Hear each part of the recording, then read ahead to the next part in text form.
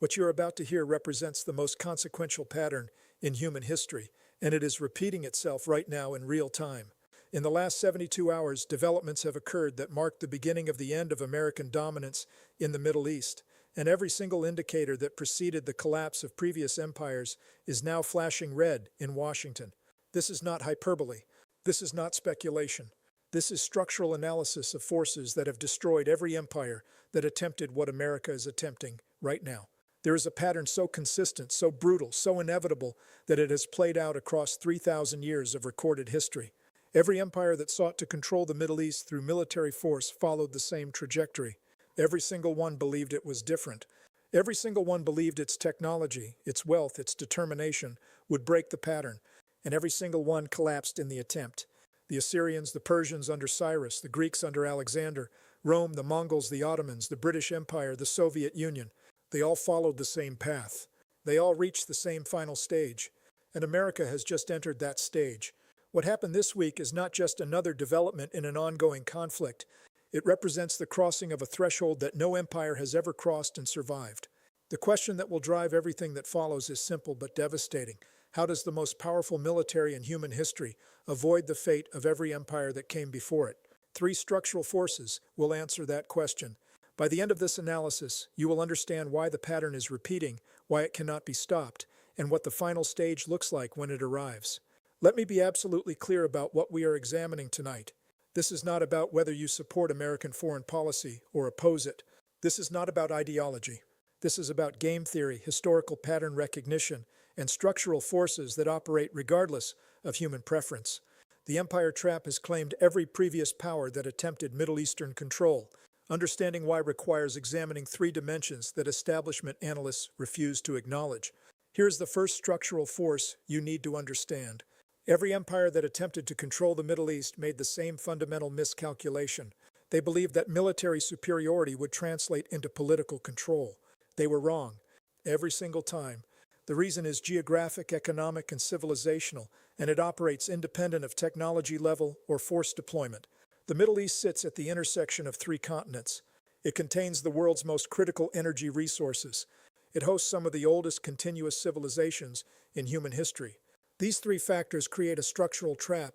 Any empire that attempts control must simultaneously manage European interests, Asian interests, and African interests while suppressing indigenous resistance movements that have thousands of years of practice resisting foreign occupation. The military force required to accomplish this exceeds the economic capacity of the occupying empire. Always. Without exception. Let me give you the numbers that prove this pattern. The Assyrian Empire at its peak controlled the entire Fertile Crescent. It maintained the largest professional military force in the ancient world. Garrison forces numbered over 200,000 soldiers. The annual military budget consumed 40% of imperial revenue. Within 1 generation of achieving maximum territorial control, the empire collapsed into civil war and was completely destroyed. The capital city Nineveh was so thoroughly annihilated that its location was lost for 2,000 years. Alexander the Great conquered the Persian Empire with an army of 40,000 Macedonians. He defeated forces 10 times his size through superior tactics and technology. He controlled territory from Greece to India. He died at 32 years old, and his empire immediately fragmented into warring factions. Within 20 years of his death, the entire structure had collapsed. The dynasty that inherited Persia, the Seleucids, spent the next 2 centuries slowly losing territory until nothing remained. Rome fought Parthia, and later Persia, for over 300 years. Rome possessed the most advanced military technology in the ancient world, the largest professional army ever assembled, and economic resources that dwarfed its adversaries. Rome never achieved lasting control of Mesopotamia. Every conquest was temporary. Every garrison was eventually withdrawn or destroyed. The eastern frontier consumed increasingly large percentages of imperial military capacity. By the 4th century, maintaining the Persian frontier required half of Rome's total military force. Rome fell. Persia survived. The pattern repeats because the structural forces remain constant. The cost of occupation exceeds the value extracted. The resistance never stops. The empire bleeds resources until it can no longer maintain core territories. Then collapse comes suddenly. Now let me explain the second structural force, and this is where American policymakers have made their fatal error. Every previous empire eventually recognized the trap and withdrew before terminal damage occurred. America has passed that point. The structural commitments America has made in the Middle East cannot be abandoned without triggering global economic collapse. This is fundamentally different from previous empires. Rome could withdraw from Mesopotamia and survive. Britain could withdraw from the Middle East and survive. America cannot, and that changes everything. Here is why. The petrodollar system requires American military dominance of Middle Eastern energy resources. This is not a secondary interest. This is the foundation of American global power. Since 1973, oil has been priced exclusively in dollars. This creates structural demand for dollars from every country that imports energy. That demand allows America to run unlimited trade deficits while maintaining currency stability. It allows America to print money without triggering inflation.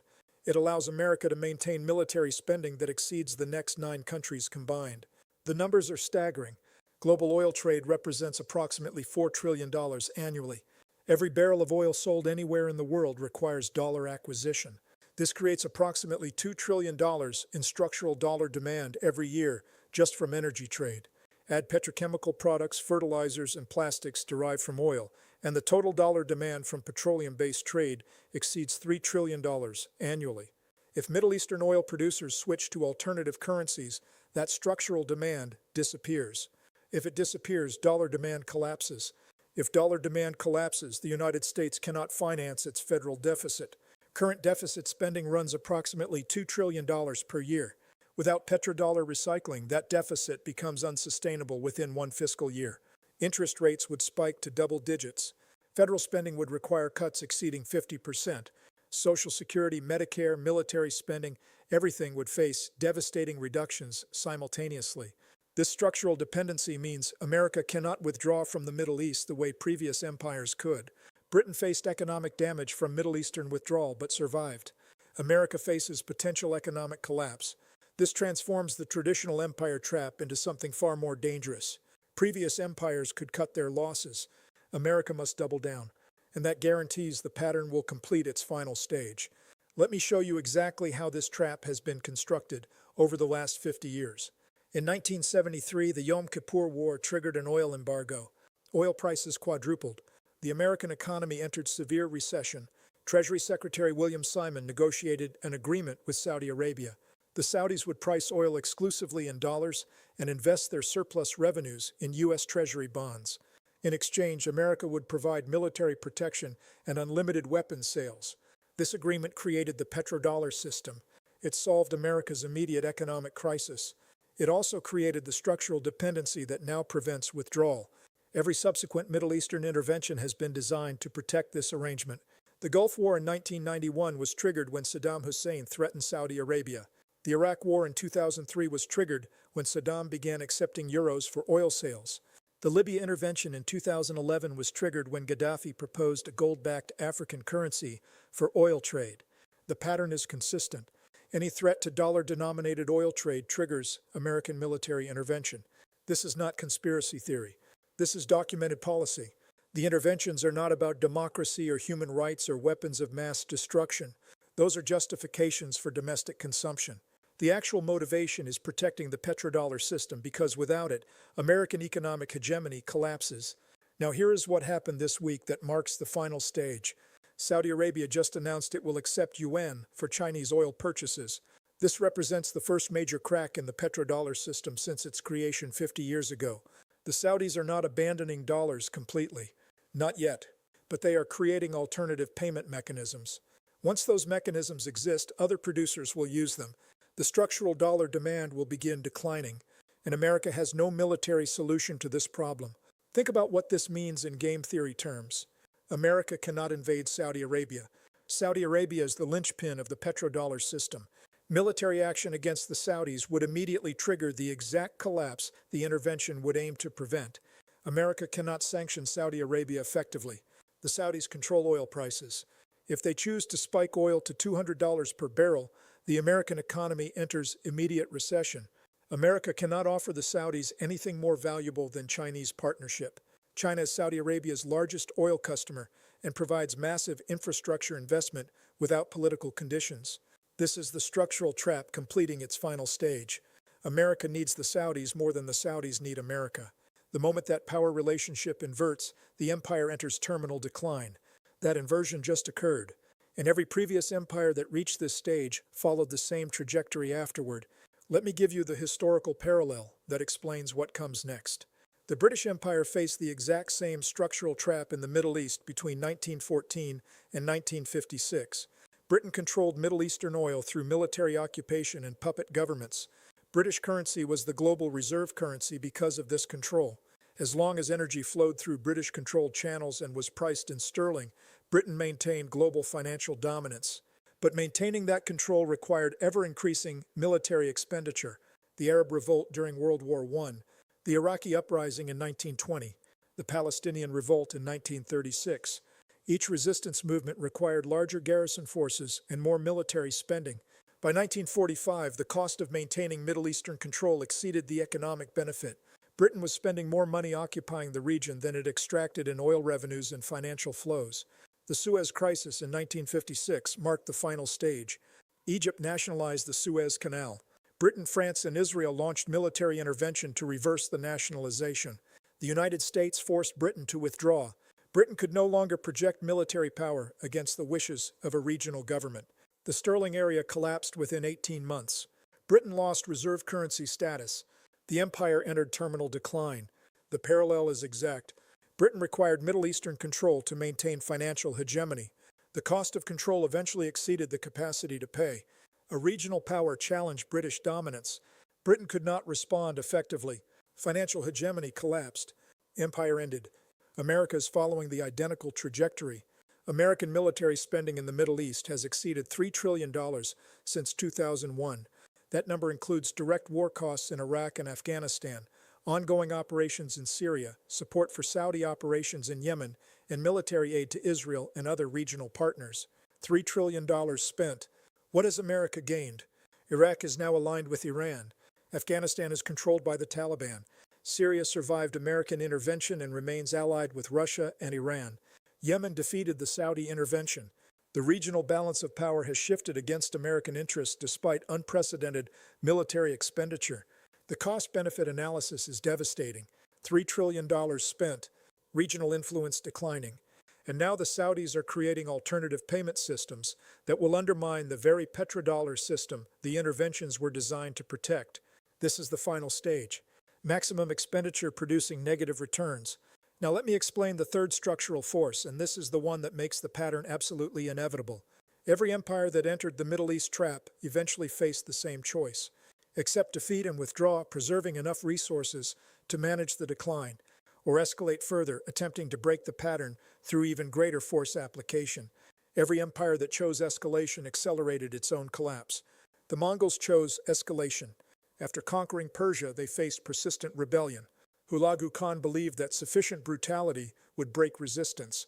The Mongol forces destroyed Baghdad in 1258. Contemporary accounts suggest 1 million people were killed. The Tigris River ran black with ink from destroyed libraries and red with blood from slaughtered citizens. This was meant to terrify the region into submission. It failed. Resistance continued. The Mongols committed increasing forces to occupation. Within 2 generations, the Mongol Empire had fragmented. The Ilkhanate that controlled Persia became Persian. They adopted Persian language, Persian culture, Persian administrative systems. The conquerors were absorbed by the conquered. The empire that prided itself on military invincibility was transformed into another Middle Eastern dynasty that eventually collapsed. The Ottomans chose escalation. By the 16th century, they controlled the entire Middle East. They faced persistent rebellion in Arabian Peninsula, Mesopotamia, and Levant.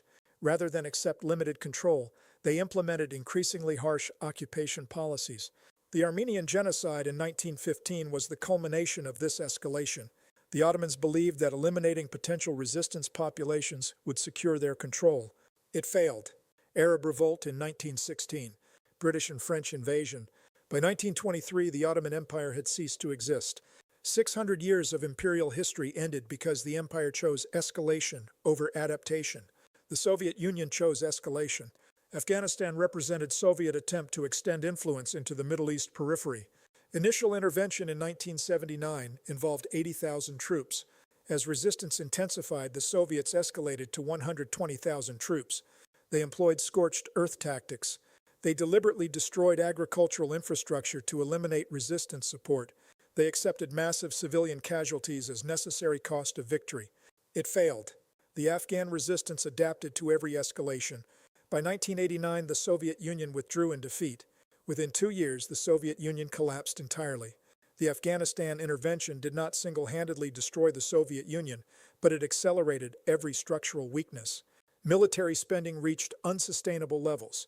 Public confidence in the system eroded. The legitimacy of the entire political structure was questioned. Afghanistan was the catalyst for terminal decline. Now examine where America stands. Every escalation has failed to achieve objectives. Every intervention has generated more resistance. And America is now facing the same choice every previous empire faced. Accept the loss of Middle Eastern control and manage the resulting economic damage, or escalate further in attempt to break the pattern. All evidence suggests America will choose escalation. The political system cannot accept retreat.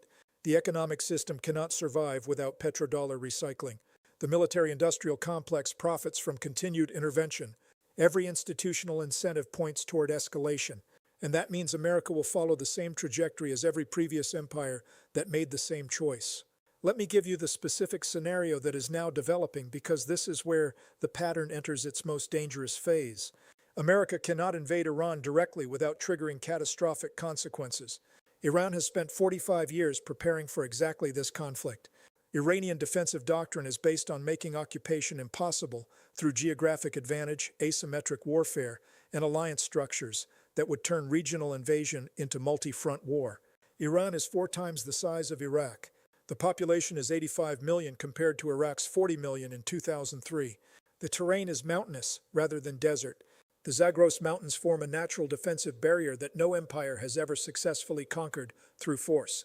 Military estimates suggest that controlling Iranian territory would require 4 to 5 million troops. America cannot deploy forces at that scale. The active duty U.S. military is 1.3 million personnel. Mobilizing 4 million troops would require a draft unprecedented in American history. But America cannot accept Iranian regional dominance either. Iran now effectively controls Iraq through political influence and militia networks. Iran controls Lebanon through Hezbollah. Iran controls significant Syrian territory through direct presence and proxy forces. Iran supports Houthi forces in Yemen that have demonstrated capability to threaten Saudi oil infrastructure and Red Sea shipping. Iranian influence extends from Mediterranean to Arabian Sea. This creates impossible strategic dilemma. America cannot defeat Iran militarily at acceptable cost. America cannot accept Iranian regional dominance without losing petrodollar system. This is the classic final stage trap. No winning options. Only choice between different forms of defeat. The historical pattern says America will attempt limited escalation. Not full invasion, but expanded airstrikes, special operations, support for proxy forces, and economic warfare designed to trigger Iranian collapse without direct occupation. This is exactly what every previous empire attempted in the final stage. It has never worked. It will not work now. Here is why. Limited escalation plays to Iranian strengths. Iran has optimized its entire defense structure for exactly this scenario. Dispersed missile forces that cannot be destroyed by airstrikes. Proxy networks that operate independently of central command. Economic structures designed to survive sanctions. Political legitimacy based on resistance to foreign pressure rather than economic performance. Limited escalation will produce exactly one outcome. It will demonstrate American inability to achieve objectives through military force. That demonstration will accelerate the global move away from dollar-denominated trade. Other regional powers will recognize that America cannot enforce its preferences militarily. The petrodollar system will unravel faster than it would have through gradual Saudi diversification. This is the final stage.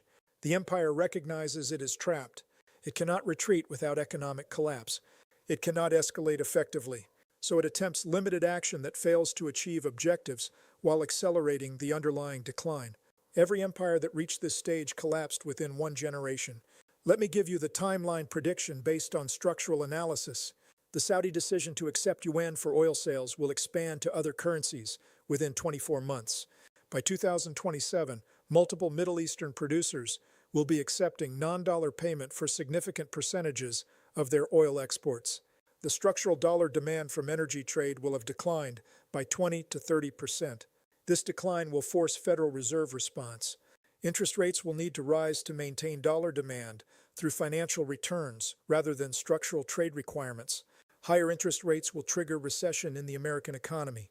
Federal deficit will become increasingly difficult to finance. Political pressure for military action will intensify. Between 2027 and 2030, America will face the final choice. Accept managed decline of petrodollar system and resulting economic adjustment, or attempt major military escalation in Middle East designed to restore dominance.